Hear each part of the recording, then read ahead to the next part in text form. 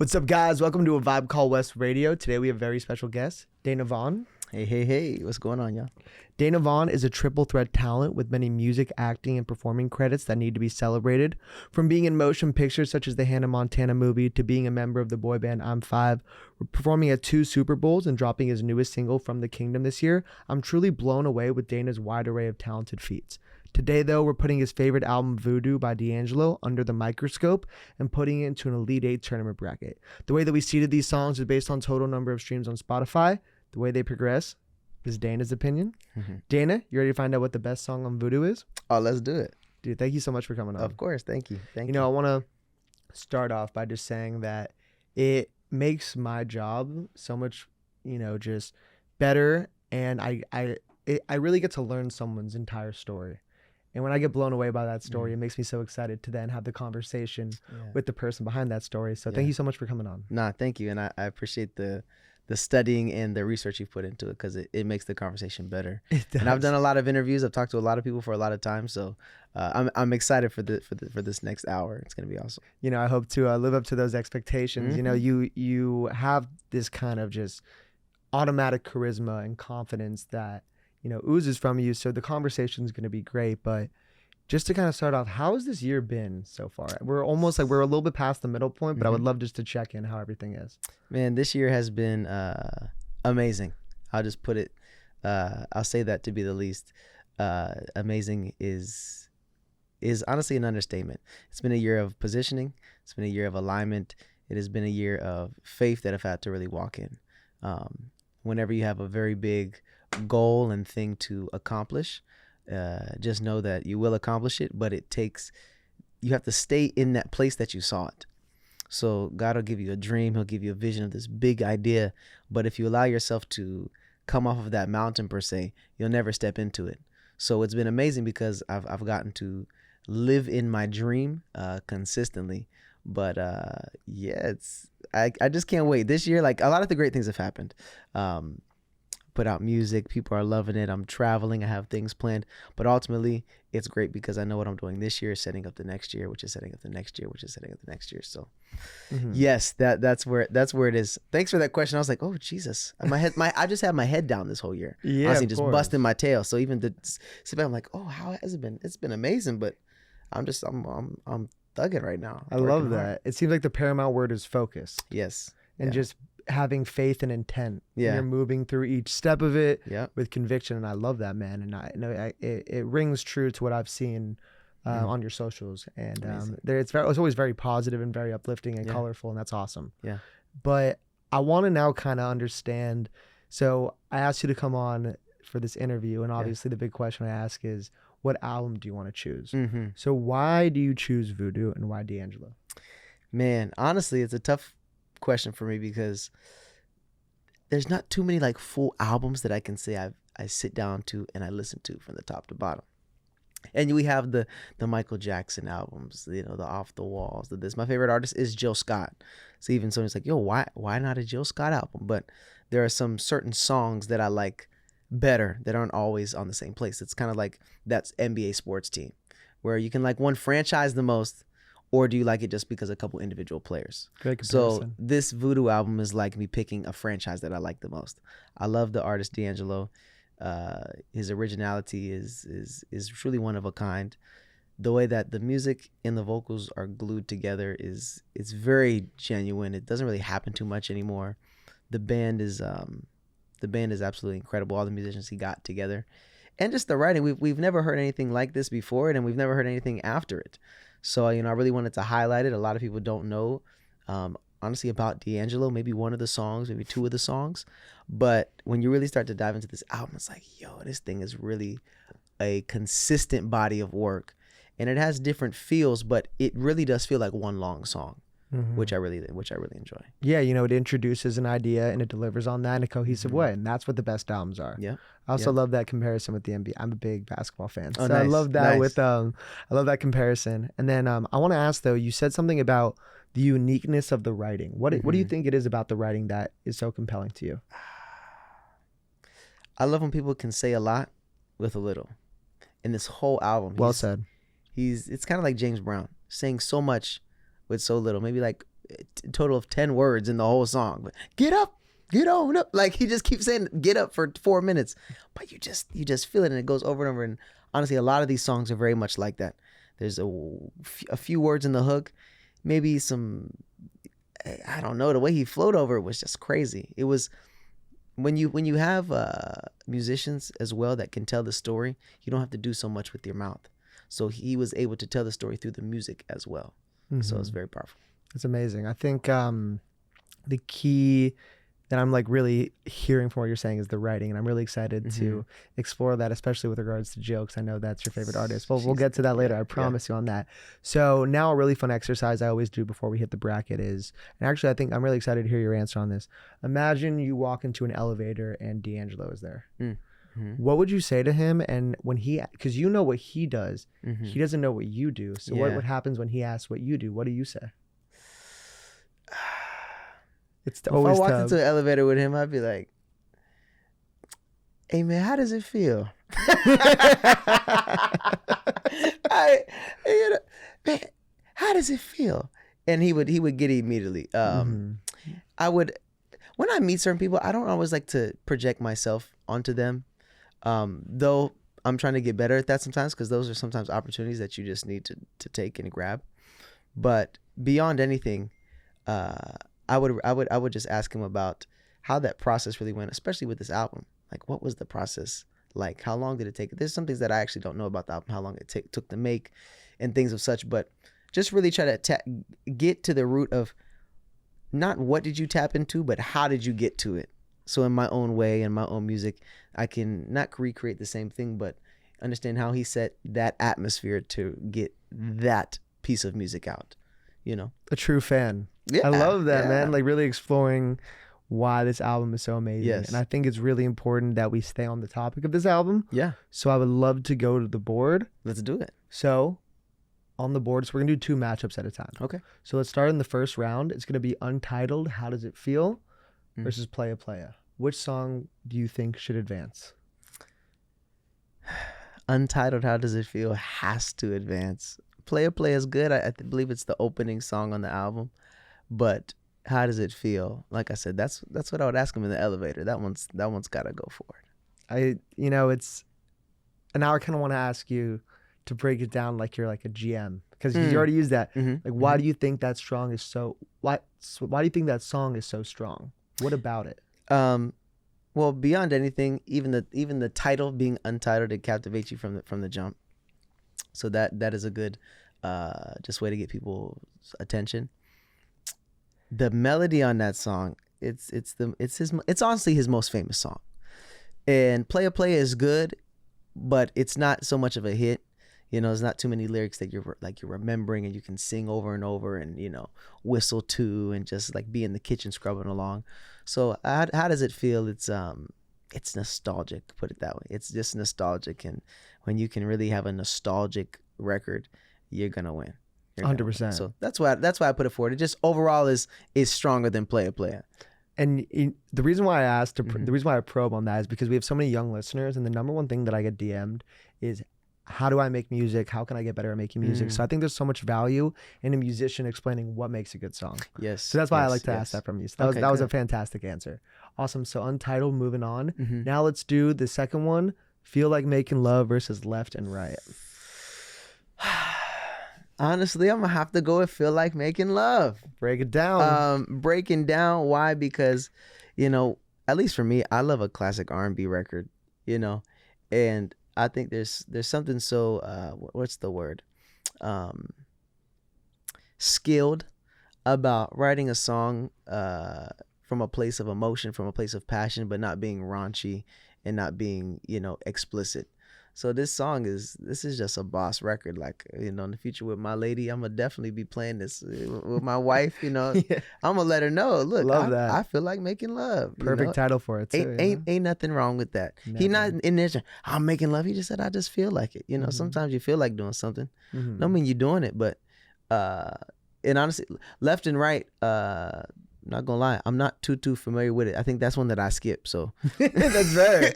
That's why I didn't advance. Exactly. You know, and I think I want to agree, man. There's something so suave and confident about making a record like that and not cursing and not making it vulgar. Like, come on, that's way sicker. Because it's easy just to say the, you know, obvious answer. Of course. So being able to, you know, massage it in that way is awesome. Oh, massage it. Massage it, feel like making love, you know. So awesome. Now that we've progressed with this, I really want to now start to kind of tackle who you are. Yeah. And ask some questions about, you know, your career and your childhood and everything in between. So growing up, your nickname was Dr. Phil, which seems to imply that you had the ability to both connect with people while also helping them heal through your listening skills and advice. How important is the relationship between music and therapy? And do you look to play the role of healer in your music today? Wow. Clap it up. That was great. Thank you. That was great. So that's totally true. I did have the nickname of Dr. Phil as a Great kid. nickname. And I remember being around the neighborhood and little neighborhood fights, and kids would come to me and be like, well, what?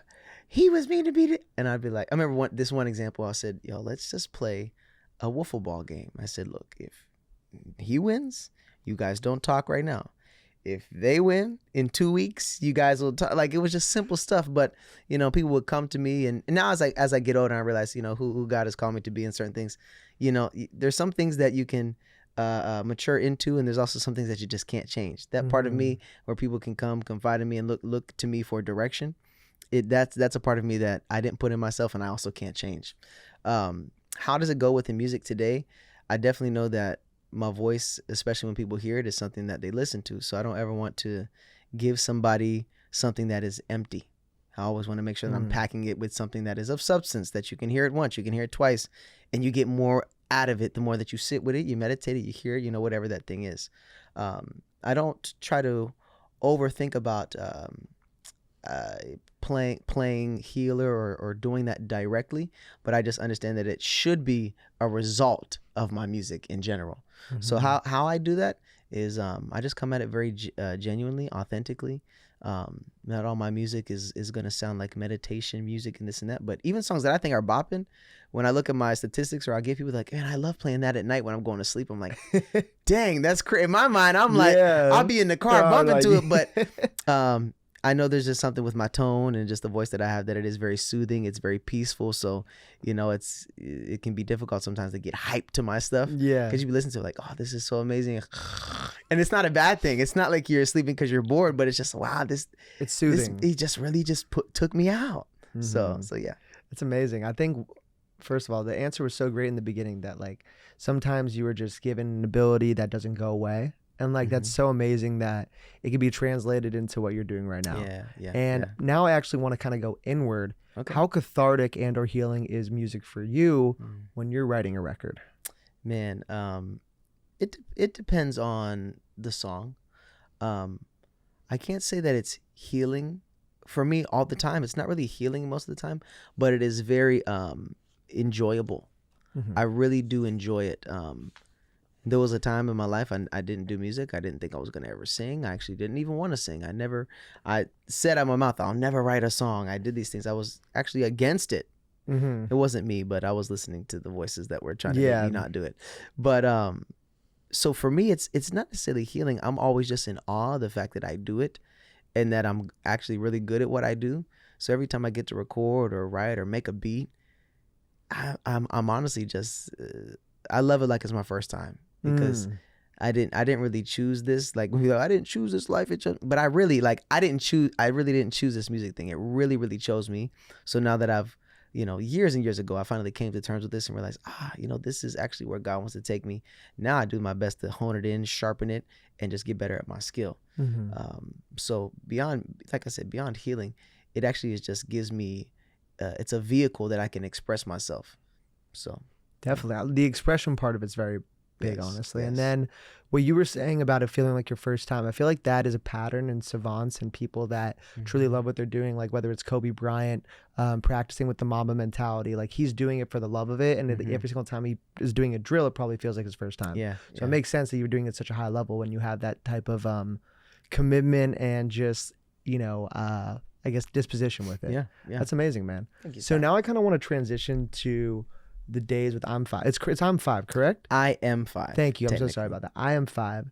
And that's just a unique, informative experience, I think, for any person.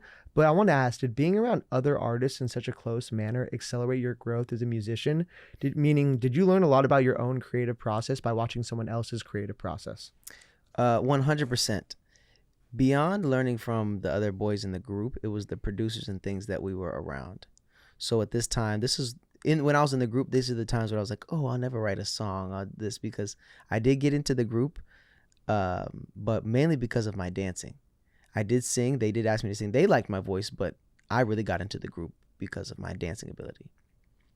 But as we'd work with, top listing producers, we would work with Chris Brown and Beyonce and, all these great, incredible writers, Icebox by Omari, and like these are big, heavy hitter writers and things like that. And what I would learn from them is the speed in which they do everything. They do everything very, very fast. And you always say the thing, time is money. And it's very true. There's a lot of people that like to take a lot of time on something, which is good, but only when it's necessary. You get to a certain level of skill where you're like, yo, it can be good and fast. Yeah, wow. So learning from them, it made me realize, oh, wow, okay, instead of spending 2 days on one song, we can get 2-3 songs done in a day. But it's just based on the people that you have around, the engineers that you have, the other writers, all this. So it made me realize, okay, I can do this thing, but I want to do it at a very high level so that we look where I'm at now. I also have I co-own a publishing company with my brother Mike River. We're putting out songs, we're doing things, and the more records we can push out, the more possible money that we have. So instead of pushing out 100 records a year, 200 records a year, if we can push out 600 records a year, we just tripled our chances in the revenue and the opportunities that we have. Selfishly, that I'm an artist, so like that was such good advice. Yeah. Like I'm sitting here learning so much. Good. I'm like, that was a fantastic answer, and I'm actually going to take a lot away from that. And I think it makes so much sense that you're being put in rooms with people that have put in the 10,000 hours, and you're able to absorb that. And I love that. That's an incredible element that you took from that. And I know that back in the day, you guys used to do a lot of live streams. Yes. And also even when I know you would just focus on the relationship that you had with fans through social media. And I think I remember you saying that was such an important part of success. But I also want to ask, what is the difference between an artist and entertainer, and how important it is for a person to keep their a little bit of privacy from the fans for the sake of their mental health? That's really good. And I think there's a lot of young artists who don't think about that portion of it. When I was in I Am Five, I was a teenager. All our fans were very, young teenagers. And you start to get into this thing where they can rely on you for a lot. And if you're not careful, if you're not safe, if you don't have people really protecting you, it could mess up your mind. And there were countable, innumerable amounts of things where sometimes they would get death threats, or, girls like going through stuff and being saying, hey, I'm going to do this to myself if you don't respond to this message, all these things. And, for me at this time, I prayed for them. We do what we can, but you got to be careful and realize some things are people baiting you. Yeah. And, that stuff is sad. We don't want that stuff happening. But the reality of it is, you didn't cause the problem, and sometimes you can't fix the problem either. Exactly. So making yourself aware of the issue can bring you down, and it did get to some of us at times. It was heartbreaking to see these things, getting these letters written, and this and that. So you want to keep a level of privacy just for yourself, but also the people that love you, that know you, your family, your friends, that they still want a side of you that nobody else gets. And I think we're in a time where actually people online get more of people than the people around them. So true. And it's really unfair to the people, but everybody around me knows they definitely get more of me than my social media does. I keep my social media very professional. You do. There are times where I love going live and certain things like that's where I'm more personable. I'll do certain things, but for me, I also grew up in back in the day. So I'm about to actually put some more stuff on YouTube, more like kind of like episodic blog type things where people see it. But people love that. When it comes to my music videos and social media, I keep it very professional because I didn't grow up in a time of like on the phone and holding up, going everywhere. I'm like, nah, like where's the cameraman? Like I flow, and like other people will capture what's going on. So it's just that balance. Yeah, that's I love the healthy relationship you just illustrated with that, and just making sure that people around you, because it's so true. Actually, I've realized even sometimes in my stuff, I'll release something online, and my friends are like, why didn't you tell me? I'm like, oh yeah, I forgot that like the people around me are the ones that I should be connecting with in that way. Yeah. And just so I thought that was a really great answer. Thank you. And I want to keep the thread now of, you know, just your career, but I want to go focus solely on you now. Mm-hmm. So you did bring up dancing before, which is Mm-hmm. like, that's so foreign to me, and I really wish I was a great dancer. So I'm very jealous of that aspect. Everybody can dance. Well, just about I how can good. dance. I'm just not how great. good is the question. Yeah, exactly. But everybody can dance and I'll everybody bust a can move. sing. I have fun, but I don't. Not at your level. You're pretty incredible. But you know, being a triple threat is kind of viewed as like that holy grail in Hollywood. Mm-hmm. How important were your days at your local dance studio in Madison, Mississippi, and how much do they differ from your days at Monsters of Hip Hop in Charlotte, North Carolina? Hey, interviewers, get on my guy's level, okay? He's doing his job. This is what you need guys to need to be doing. Thank you. I really appreciate that. No, I like it. Like I said, I've done this a long time, so it's not like, oh, what's your favorite color? And if you could have a featured artist on your song, like I can't tell I'm you. an artist, so I know what that's like. I don't know how many times I've been asked that. But how, man, those days, you have to understand, like that is like the stomping grounds. That's like the garage type training. And, you know, shout out to Express Dance in Mississippi. That was the first dance studio I ever stepped in. That was after I let my parents know I want to dance, and that's a whole another thing. But they got me into the studio, and it was very impactful because it allowed me to, you know, do hip hop. I trained in jazz there, tap. I mean, I did a few styles in that place. But also something very impactful. I did like my brother for life, a destiny part of mine. I mentioned before, but Mike River there. And I was only in Mississippi for a year and a half, but meeting him there, still to this day, he's actually in the room with us right now. You guys can't see him, but That's good. What's up, Mike? Likes to go. To have connected with him at 6 years old in Mississippi to now 19 years later, going on 20 years of friendship, of knowing each other, it was very impactful.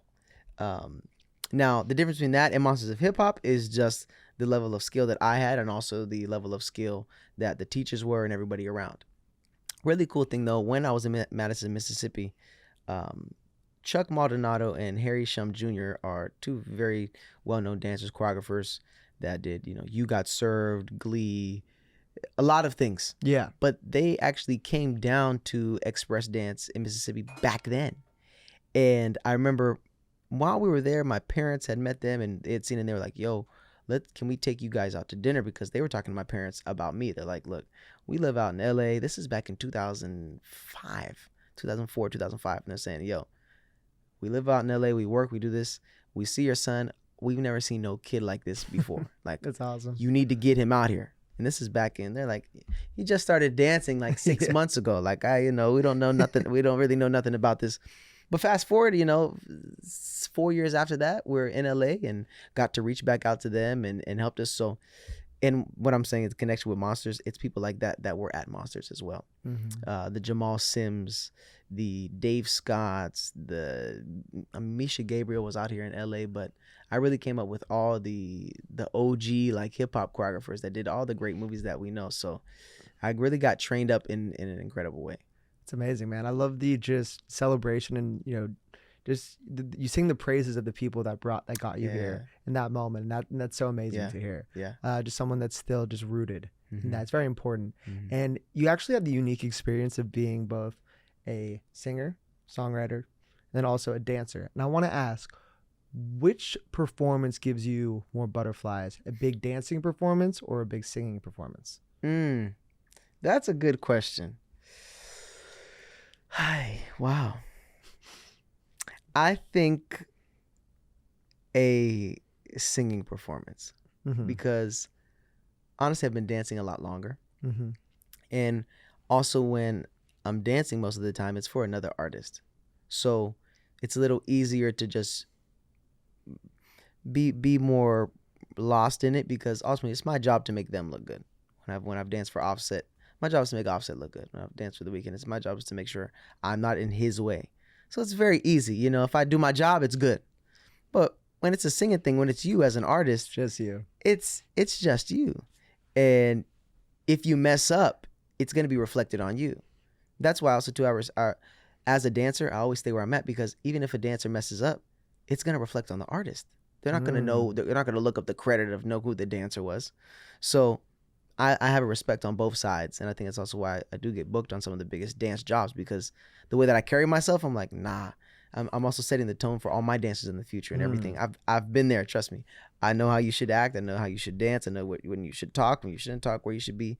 So the singing performance definitely, though, because you're representing your brand. When I'm dancing, I'm just facilitating somebody else's. So yeah, that was a fantastic answer, and it makes a lot of sense, because but I love that connection of like the reflection on them, and it's truly a reflection of yourself. Oh, yes. When you're singing. Yes. And now I want to keep the idea of just performances, because you were bringing up some great names, and like selfishly, I want to know what some of those moments were like, just because I'm a fan of you, I'm a fan of those people, and those moments are amazing. So could you please rank these moments for me? Of course, of course. Yeah, so Sunday service, Coachella with Kanye West, Cardi B and Offset, the BET Awards, Lil Baby, the Weeknd Super Bowl, LA Super Bowl, your first Kids Bop video.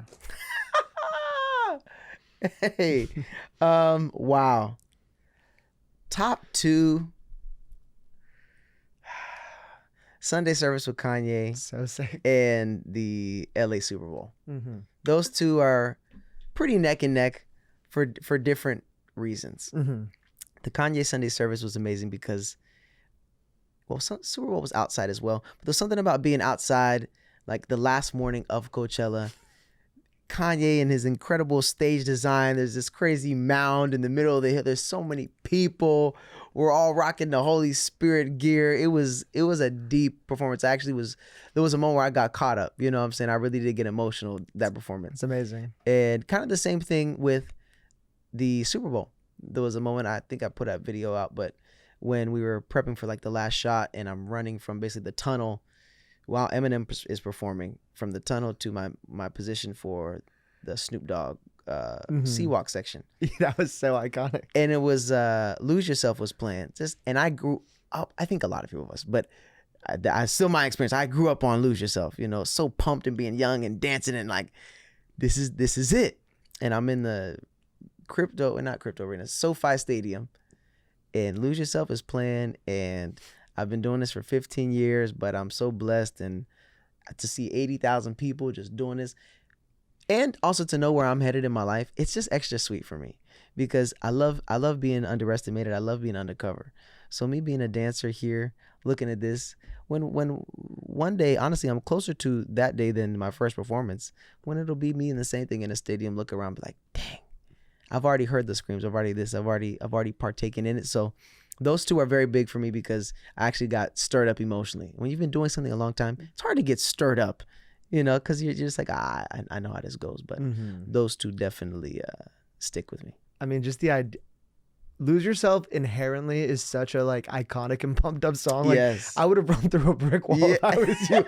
That's like going through the stadium. That's so sick. And like, you painted that picture so well, man. It was nuts. Literally running from like across the field while I was playing. I'm like, and the camera's not on. Using that, like, I'm just living. We're all on the dancer on the side. We're singing it. We're rapping. We're quick change, and it was lit. So sick, man. What an lit. Incredible experience. Yeah. Thank you for sharing that. Thank you. No. I have a really big smile right now. Yes. Awesome. So we've dove a little bit into your past, and you've given some great answers. I now want to I'm going to give you some tough questions. Okay. Let's start with not like about you. No, I wouldn't do that. I mean about the board. I apologize. I was like, all right, let's do it. You're like, damn, all right, this is changing tone really quick. No, but we're gonna go now to the board. So let's end the first, just kind of like the quarterfinals with Send It On versus One Mo Gin. One Mo Gin. Break it down for me, please. That was quick though. So one more again. Or again, my bad. Yeah, it's just like let's do it again. Makes like one more sense. again. Oh, not one more. Thank you so much for. No, it's okay. You never heard the album, so no, it's I haven't heard. Thank you. Both of these songs. Now this is a little bit tougher. Jesus. I love the production in Send It On. Turn.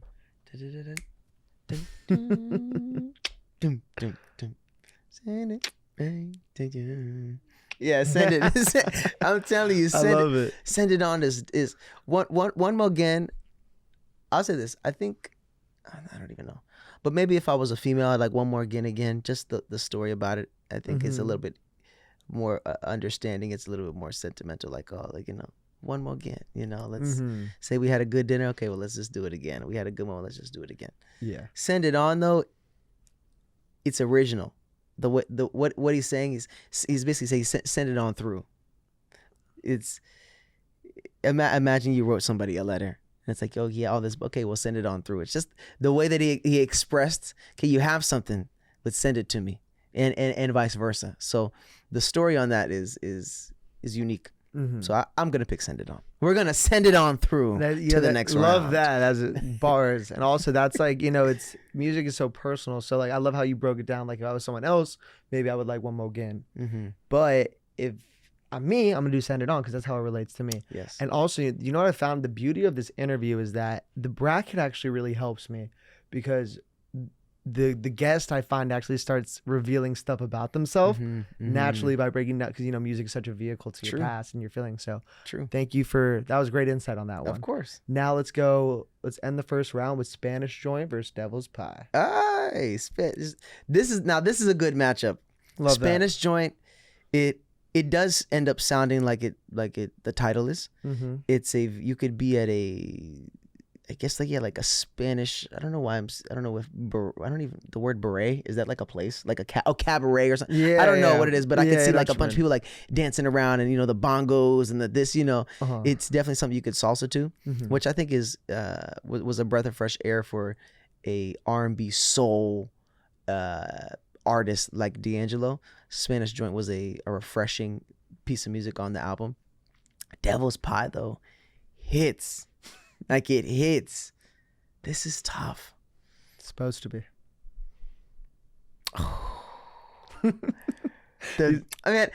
Y'all gotta go listen to it after this because what I'm playing the songs in my head. I'm sorry if I'm silent for a few seconds. I mean, like these reactions are what I want. By the way, I want you really like caring about it. Spanish Joint has that.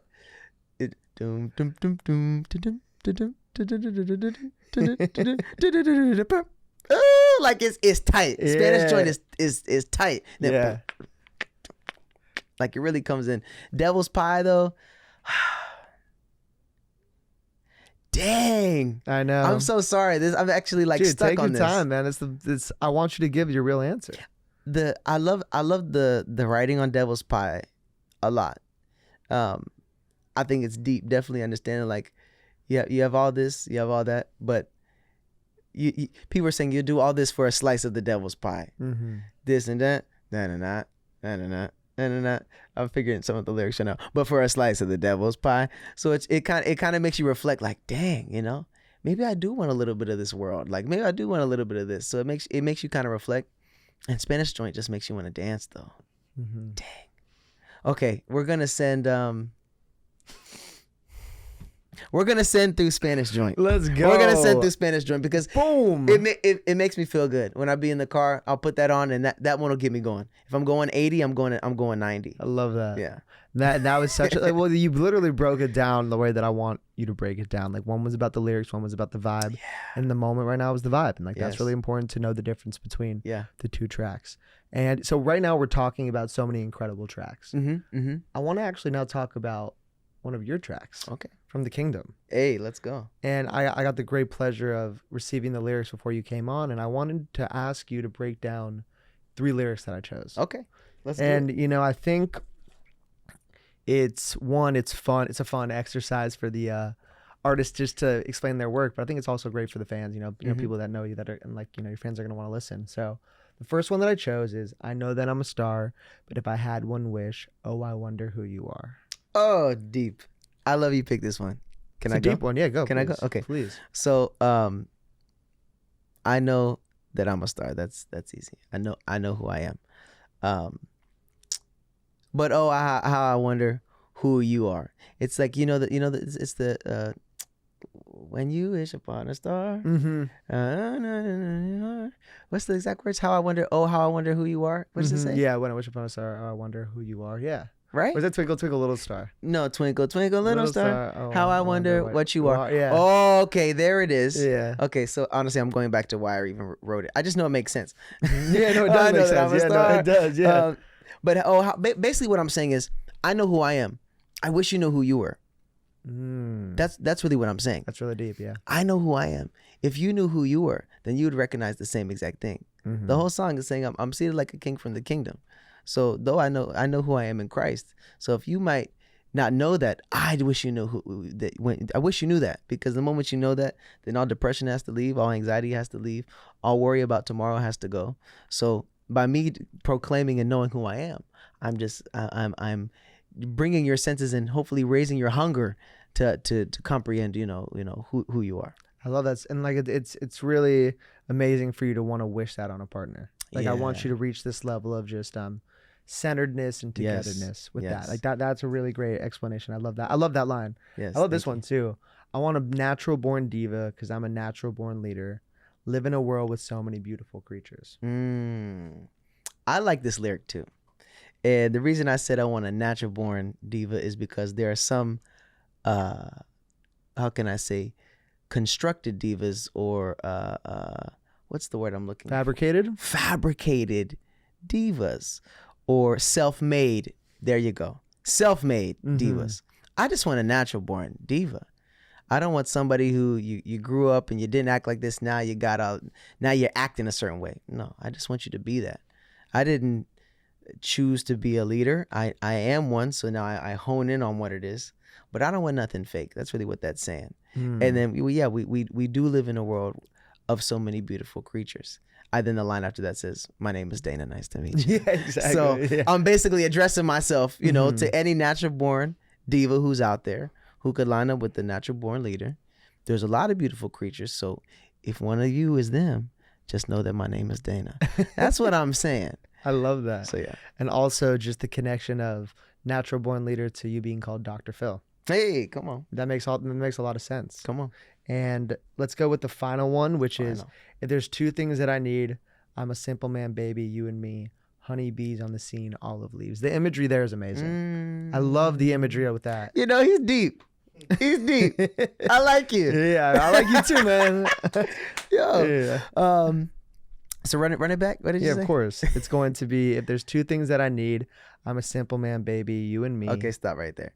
Simple. I don't really need too much. If me and who I'm with, what we have, we can have everything from that, but we should be the starting point. I don't need you and this. I can have you and we can get this, but I don't need you and something else. So if I can't just have the me and you relationship, the Adam and Eve naked in the middle of a field and be okay with it, then I don't need it, because when you have the right partner, you guys can create anything. So I don't need anything. Us need to be straight, and we can turn anything into it. Okay, continue. Yeah, that was, sorry, just like a pure love. It's pure. The way you just said was pure. Yes. And then honey bees on the scene, olive leaves. I just love that imagery. Sorry. So, well, you like it because I'm also the originator and creator of this new genre called prophetic pop. This is what's starting. So anybody comes around saying that, they have no credit to say it unless they come talk to me. I'll make sure. They have no credit. I'm telling you. You're the first place that I'm really stemming that. You cannot tap into that genre unless you come talk to me. Don't even think about it. I'm the pit boss. I'm the whatever, the Italian mobster on that. And it's okay. It'll spread. Some people will start claiming it, but you can't. You got to talk to the person who came up with it. But these are just things when you get into a place of okay, I'm going to teach. But these are just prophetic things. So when it comes to honeybees, bees, they create honey, which is a sweet savor to anybody who receives it. And also, honeys always represent prosperity. And when you look, honeys are actually always, they are attracted to royalty. So the song being from the kingdom, I'm just painting the aesthetic for you. I just need you and me, honeybees, olives, and it says olive trees or olive leaves. Sounds like either one, on the scene. Now, understanding that olive trees, they create oil. So olive oil is always used to anoint somebody, to separate somebody. Oh, wow. So when God anoints somebody, that's why it is. So honeybees, which represent royalty, and olive trees, which represents anointing, on the scene. So all I need is me and her in our kingdom around us. That's all I need. That's so beautiful, man. Wow. Yeah. That makes a lot of see, this is why I love this section. Like I learn I learned something. Yeah, You know I'm what I glad mean? you picked that line because I know a lot of people skip over that, but these are these little cookie crumbs that I'm. Yeah. And let's just keep it real. There's a lot of people who attach the truth to religion, and the truth and religion are honestly two separate things. Jesus Christ, who is the truth, came here to put an end to all religion, anyways. So by me giving you something like that, I'm actually tapping you into some spiritual truth that if you heard it maybe on a Sunday or this from your stale preacher who just let's all open the book to this, and they move with no power, they move with no revelation, no reality. Heaven is a real place, and some of us have been graced and blessed to actually see these things. So when I can say, hey, nah, this is a reality, this is where this comes from, it whets your appetite to be like, wow, okay, this isn't just some stale thing that I go and I went to and got some water on my head as a baby. No, this stuff is real. It's a real experience that you can have.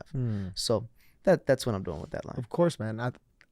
You're already just like an artist, just like whets your appetite. That's such a great way of saying that. Good. And I love that. And I now want to, speaking about your art, and you beat me to it, but no, you're totally great. I know your favorite, musician is Jill Scott. A lot of times when we begin our journey as artists, we look to emulate the people that we love. And she's an incredible writer. So what are some of the things that you picked up from her writing that you still have today? Number one is the way she matches the word she chooses to the melody she chooses. She has songs that I cannot imagine that story being told on any other melody, and vice versa. I couldn't imagine any other melody going with that story. There's a oneness that happens. And also as I write, you be in a room and you come up with a melody and you can write any story to it. I can hear a melody, I can write a song about, a dance party, a Friday night in Koreatown, a flight to, like, where, we could write whatever. But her songs, it's literally like the words and the melody came out at the same time. So they're married together. You cannot separate it. When you listen to a song like Cross My Mind or Getting in the Way, you hear these things like, yo, there's no other story that could have been written. So that's really when I pick up from her. I'm very big on the words that we use when we're writing, and sometimes I won't say it's a downfall, but sometimes I write things that are just very unique and to me. But that's just what I like. Now writing for other people, I get it. It's like, okay, let's make it maybe a little more generic. Yeah, let's make it something that everybody can sing to, but and digest. When it comes to Jill Scott, no, she's bold. She is unique. She's eclectic, and she doesn't ask for anybody's approval. And that's what I really like about her. Yeah, I mean, I'm also like a writer in the sense of like, it's so true though. Like when you really care about the words, you care so much about the way that you connect with it that sometimes you're like, I have to like kind of like, how are people going to interpret this? But you like still keep that integrity of it. So I'm happy that she's taught you that, and the marriage of melody and lyrics is that's what makes a superstar a lot of times. It's like that relationship. And so Jill Scott's actually on Daydreaming by the rapper Lupe Fiasco. And also she was sampled the song Golden, was on this rapper called Capital Steez's song Hype Beast. So I wanted to ask, what's your opinion or like what's your relationship with the genre of hip hop, and do you have any artists that you love? I grew up on hip hop, to be quite honest. That's what I listened to the most my whole life. Recently, I think it's changed a little bit, but overall, hip hop is what we dance to a lot as well. So all dance is really to hip hop music. So my relationship with it is, it's so close. I can't even say I've realized it all the time. I grew up, my dad, with his old iPod, he showed me all the EPMD stuff when I was young. Tribe Called Quest, De La Soul. He really got me in on all that stuff. The NWAs. I really took a liking to Outkast, Andre, so great, and Big Boy. I really like that. Elevators, I love Elevators like that. You and me. Yeah. Yo mama and your cousin too. But nah, that song I knew verbatim. Like you played, I still get 95% of the words right. And then growing up, the Lil Waynes. Honestly, Drake is huge. I know he's a little bit more recent, but he's been around for 10 plus years now. We can't say he's new. He's not. Like he's been around for a long time now. It's crazy to think about. Wow. But he definitely bridged some things in a sense of how mainstream that hip hop is, which is really dope. You look back at the Chingies, you look back at the Fabulous, that whole era. Hip hop is honestly been a thing that shifts culture. even in many genres, if you look in pop nowadays and R&B, hip hop still has a very big pull on the way people dress, the way that they talk, the way their bravado. You know, they have a lot to do with it. So hip hop, I know that's why hip hop always looks for its credit, because they actually understand, they have started and are the foundation for a lot of things, but people don't always recognize it like that. Mm-hmm. Yeah, I mean, just like, and also like with fashion, there's so much stuff with pop culture with that. It's true. Yeah, no, so thank you. I like, as a hip hop artist and lover of the genre, I just had to know, because Yes. you definitely have a great understanding of music.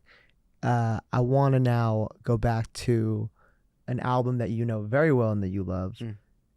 It's only going to get harder now. I know. So Let's go. I'm sorry. I'm so sorry I have to do this to you, but we're going to go to the semifinals now, and it's going to be Untitled versus Spanish Joint.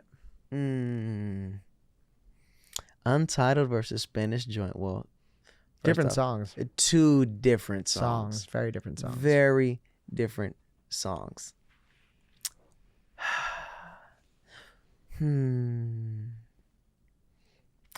Well, I think I'm going to agree with Spotify on this one. They got it right. I think they did. Yeah, they got it yeah. right. I have to go with Untitled. How does it feel? Only because, like I said, it's the nostalgicness of it. Also, the video, if you guys haven't seen the music video, it's nuts. It doesn't really get me off because I like women. I don't like men. But the video is so bold. D Angelo is just standing there, no shirt on, for 3.5, 4 minutes. And the camera is just on him. He's like, literally, it's like the camera's to the low. It's like, yo, if it went any lower, you'd probably see his junk. But when I say that, it's just bold. It's just like, dang, like this. He's just straight up like manning it right now. Like, I'm a grown man. I got hair on my chest, and love it, yeah. And he's just singing to you. Like, there's no song that you cannot play that around any woman or even any man. You're like, dang. This man really, he's setting a tone, man. Like, he's him. He's him. He's him. I got to pick that because it's iconic. Spanish Joint, I love you. I'll play you on the car ride home. I swear I will. I'll dance. But I got to go with that. D Angelo, how does it feel? Yeah, it's classic. You know what's crazy is like when I do this, like because I used to do it on TikTok, and like when I've done it with my friends, it's like when you start to get deeper in the rounds, like you have to start thinking about the music video. So thank you for doing that. That's how you should think about it. Like, what are the extra parts of the song that make it great? So how does it feel going on to the finals? And now it's going to be Feel Like Making Love versus Send It On. Bum, bum, bum. Wow. Now this is actually a better matchup that makes more sense thematically. This is good. Okay, so now let me also think what's going to be the hardest in the finals, because I want to make it good. Yeah, definitely. Good. I love that. Let me make it good. Oh, Jesus, help me. It's the nature of the beast. It only gets tougher. For the people just listening. All right, I got it. You got it. Yeah, let's do it. I'm ready. We're gonna send it on through to the next round. Upset alert. Ooh, we got the sorry, 3 seed. sorry. No, it's great, man. Sorry, Spotify. What was your train of thought with that? I love a song that is slower in tempo but still keeps me engaged. And Send It On, the pocket that they have they're so in the pocket, and it really keeps me. Feels Like Making Love. It is a beautiful song. Maybe if I was in a relationship right now, I'm just not connecting to it. Yeah, that's fair. I mean, like it's a time, like it's based on just how you feel with it in the moment. That's the beauty of music. But man, Send It On is awesome. So yeah, we're gonna send it on through. We're gonna send it on. Now we have our finals, and we really talked about some incredible songs. But I now want to give the audience the opportunity to hear one of your incredible songs. Oh, let's do it. So are you good with us kind of loading up the track and you singing? Yeah, let's do it. Let's do it, man. Let's do it. Awesome. Kaden, could you please help us with that? Hey. Awesome. So we got the headphones on. It's called a Vibe Call West Radio because I think it's important for the guests that I bring on to have a opportunity to share their craft, man. So you ready to sing? Let's do it, baby. Yeah, Vibe Call West Radio. Yay. Dana Vaughn. Let's rip it. It's going to roll in 1 second. And when it comes in, it's going to sound perfect. Yee! This one right here is called From the Kingdom, baby. We's in the world, but we's not of the world. You feel me? Shout out to Jamaica. Shout out. Yeah, feel like a king, baby. Yeah, seated like a king from the kingdom, from the kingdom. Hey, seated like a king from the kingdom of above. Yeah, yeah. Seated like a king from the kingdom, from the kingdom. Seated like a king from the kingdom up above. Yeah. If there's one thing I know, everybody ain't exactly what they show. Heart of gold, cold as snow. Ain't no that's even me. I know that I'm a star. And if I have one wish, oh how I wonder who you are. I need a girl who's a believer. Shaking it fast just like a cheetah. If she stay on top, rock the boat just like Aaliyah. Then what? Then she's a keeper. I want a natural born diva.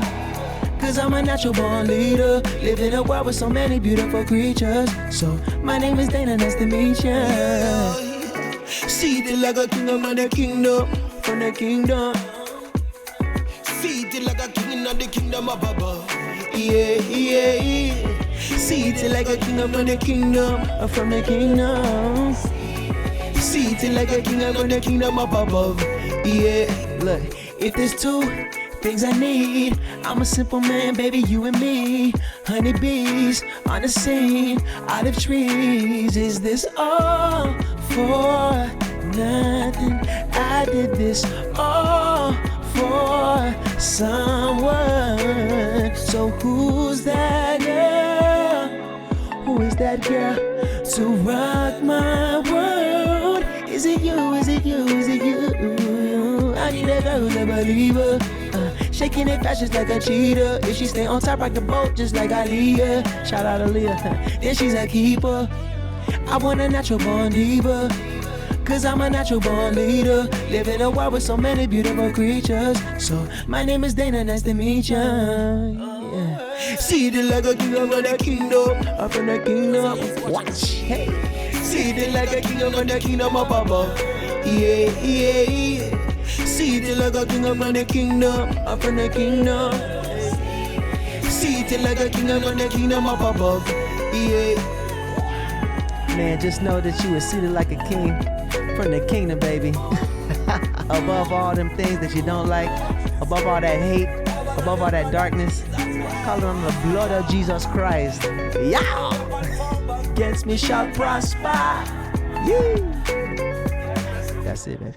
Man, Thank you. big shout out on that one. Now, after our conversation and knowing you, like, that song is so perfect with the Yeah. person that I met today. Thank you. Incredible, man. That the verse is so sick, the chorus so infectious. Great job on that. Thank you. Thank you. Thank you. Now I think, though, it's time to ask you the ultimate question. Oh, wow. Here we go. How does it feel, number 1 seed versus Send It On, number 3 seed? How do we end this interview, man? Dang. What's winning? He said, let's just get to it. Which one is winning? Let's go. Man, okay, do we have like a drum roll or something? Can we get like a drum roll? Okay, I don't know yet. Dramatic this effect. I love it. is tough. Should be. This is tough.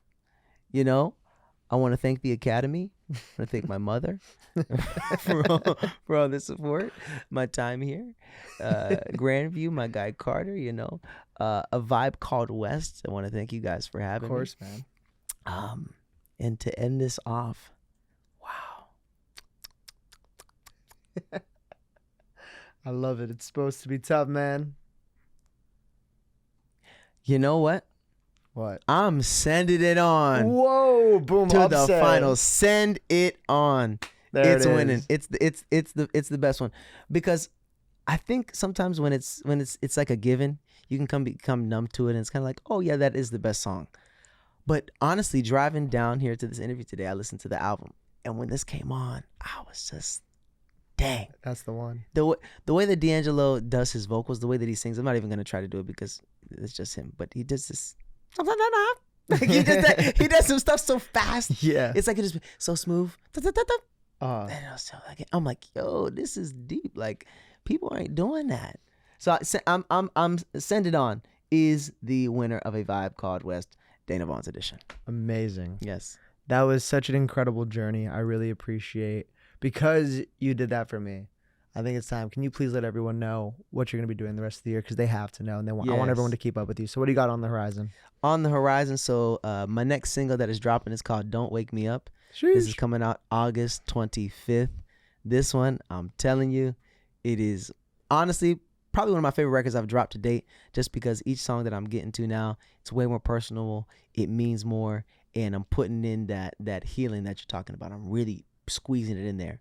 So that comes out August 25th, and I'm actually going to be overseas in Norway when this drops. So I'm going over to Norway for this mission called Ignite Norway. So I'm going over there to evangelize. I'm a man of God before anything. I love the Lord. So I'm going out there to, preach, teach, heal, deliver, however else God wants to do it. So I'm going out with my brother Mike River that you heard about. We're going to Ignite Norway. We leave August 15th. We are raising money right now. We got a GoFundMe. We have a Give, Send, Go, PayPal, Venmo. All of those you can find at Ignite Norway. So we're raising $20,000 to be able to sow into the lives of people who need it. You can pray for people, but sometimes people's answer to prayer is some money. So, all the expenses are basically covered, and the rest of the money is going to the Red Cross Fellas Vet Cat houses over there, also a Church City Mission, and other people that we meet that are in need. So that's what's coming up. And an EP. I got an EP coming out. I believe it's going to come out in late September. I don't want to give an exact date, but it's about 5-6 songs, and it's coming. I can't wait to hear that. Thank you. And what an incredibly altruistic thing that I love that we're ending this interview on such a high note, man. Yes. Thank you so much for coming in. It's been such a pleasure, and I can't wait to watch this episode. Yes, thank you so much. Of course, man. All right. Vibe Call West, Vibe Call West radio episode. Dana Vaughn, done. Gee.